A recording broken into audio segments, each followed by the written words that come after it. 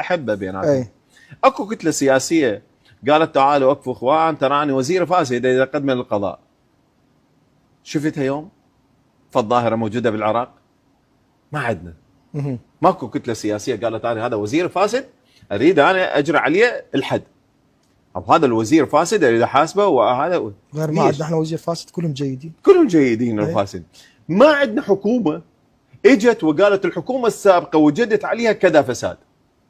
حكومه تحمي حكومه، وزير يحمي وزير، محافظ يحمي محافظ، مدير شنو يعني وين هذا الخلل الموجود بعدم بناء الدوله او تقديم الخدمات؟ نعم عمليه المصالحه الموجوده ما بين الفاسدين وبعضهم محميه بهذا الشكل. عمليه التاثير ما تجي علي انا كمستقل من خلال عملي ومن خلال قاعده البيانات. انا ما اقدر اغلق هذا الملف اللي استلمه ما اغلقه ابدا مهما كان الثمن ما اغلقه. انت استلمه هو منك نسيت هو بعد ما عندنا احنا سلطه على الجهات الاخرى، بس بالنتيجه انا الملف جاي اسلمه الى جهات مختصه كامله. اكو بعضهم ما يقدمه الملف اساسا من البدايه ما يقدمه. طيب. رغم الضغوط، لكن انت اذا خضعت الى هذه الضغوط تمنعك عن تسليم الملف. عندك ادوات اخرى بايصال الملف. انا كجهه رقابيه ما اغلق الملف. تقول لي اكو غيرك عمل على غلق الملف؟ اكيد بعضهم اعترف بشاشات التلفزيون علني قال انا غلقت ملف.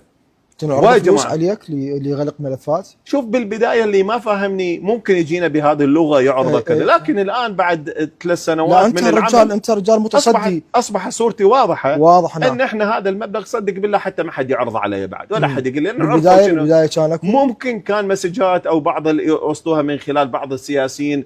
هل بالامكان كذا او دخوله من هذا الباب؟ صدق اول شهرين 3 ممكن لما يعرفونك شنو طبعك هاي. صدق بالله أنا أحد الجلسات العشائرية كانت موجودة حتى توصل الفكرة. أحد الجلسات العشائرية خابروني من شنو أنا لبالي فد عمل معين أو خدمة معينة إلا تجي وتعرف طبيعة المجتمع العراقي عشائري. فرحنا حضرنا واجدت شفت بعض الأشخاص الموجودين بهم معروفين. قالوا والله الجماعه جايين تدري هاي بالمعروفه يصبون شاي ما حد يشرب. انا يجي اشوف ما حد شرب وياها ما عرفت يابا من الحاجه منو اللي يطلبها. طلبوا هم الحاضر بالصالح العام انا بخدمتكم، اما اذا قضيه تضر بالصالح العام لا ابدا ما تصير. شربوا شايكم حتى نقدر نسولف. ما قبل قلت له عمي لا هذا الشاي ما له علاقه بالموضوع، انا هم وياكم خطار بالمضيف. اشربوا وانا خلنا نشرب وياكم. شربنا الشاي. قالوا والله احنا على هذا الملف اللي انا ما ادري به بالبدايه لازم يغلق. قلت له هذا مو يمي. قال لا هو يمك. قلت له اي نعم يمي، انا مقدمه ونكمل الملف وهذا بسرقه بالمال وفرق بالمال حوالي 20 مليار ما يصير. قالوا كلها تقول يمك اذا غلقته. قلت له انا ما مالك الملف. قال لا انت مالك الملف. قلت له عزيزي هذا مال عام. فاضطريت اني اتكلم معهم بلغه العشائر. قلت له اخي العزيز انتم في العشائر الان عاده اذا عندكم فصل تريد تفصلون ما تقدر تفصل والطرف الثالث ما موجود. ممكن الطرف صاحب العلاقه قال لا ما يصير فصل. قلت له شلون تطلب من عندي انا هذا المبلغ ادبه الان والطرف الثالث ما موجود؟ قال من هو ما موجود؟ قلت له الشعب. قال شنو الشعب؟ قلت له هذا مو لك 45 مليون نسمه. طبعا هذا باعوا الامر هيك صدوا عليه جاي يسولف هذا. قلت له مو لك 45 مليون نسمه، يمتى تجيبون ال 45 مليون نسمه يقعدون بهذا المضيف؟ انا اخلق لكم هذا الملف لازم يبروني كلهم ذمه. اما هذا الملف مال تقول لي انذب لي فلان جو الافراش والخاطر شيخ فلان جو الافراش هذا ما يصير ويانا. مو ملف شخصي هذا، مو ملف شخصي هذا، مو قضيه كم ملف غلق بنفس هذه الطريقه. كم ملف غلق بنفس هذه الطريقه اللي هو يخص املاك شعب.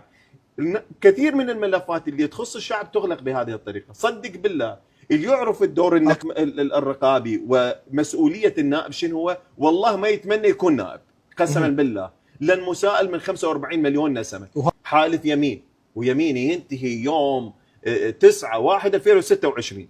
هذا الشعب محلفني يمين علي ان راعي ان راعي مصالح الشعب ارضا وسماء وجوا فيما كل استطيع. ما اغلقني ملف نهائيا والله في هذا الامر. وحاولوا الكثير في هذا الموضوع، لكن قل لي النائب دوره شنو هو؟ انت تعرف النائب لما يرفع ايده على قانون عندنا بعض النواب تجي رساله على الموبايل يرفع ايده لو ما يرفع ايده يلا يرفع ايده. ما له علاقه الشعب شنو دوره بعد؟ ليش الكتله السياسيه ما تقبل يرفع ايده هنا؟ زين هنا خلينا نفترض ماده قانونيه تضر بمصالح الشعب. شلون ترفع ايدك عليه؟ هذا القانون راح يشرع بعد 50 سنه ما حد غيره، من هو مسؤول عليه؟ لنفترض ماده بها اعدام ما تستحق اعدام، انت ما متشرع حتى تخلي ماده اعدام هنا في هذه الماده. توقع خلصت الدوره الانتخابيه وامير بعد 50 سنه هذا القانون ما غير.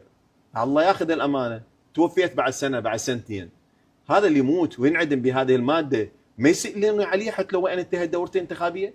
ما يجيبون دمه لك يسالونك عليه؟ طبعا يسالونك عليه. تشرع قوانين، هذا القانون مهم. ليش اقول لك النائب اللي يعرف الدور الحقيقي للنائب شنو؟ صدق بالله ما يتمنى كم نائب يعرف دوره الحقيقي؟ عليه ان يؤدي الامانه، يعني اقول لك ما ينام الليل والله وما يلحق. كم نائب يعرف دوره الحقيقي؟ والله هذا لازم يجي للدستور ولقانون رقم 13 2018 وللنظام الداخلي والقوانين الاخرى، يعرف دور النائب شنو هو. انا ما اقدر اقيم لك، اكيد الشعب يعرف يقيم. هسه امير مؤدي دوره لو ما مؤدي دوره، طيب. رغم ان انا شخص فرد ما منتمي لجهه سياسيه، لكن اعمل بما استطيع دون توقف. طيب. هذه براءه الذمه الحقيقيه شرعا وقانونا.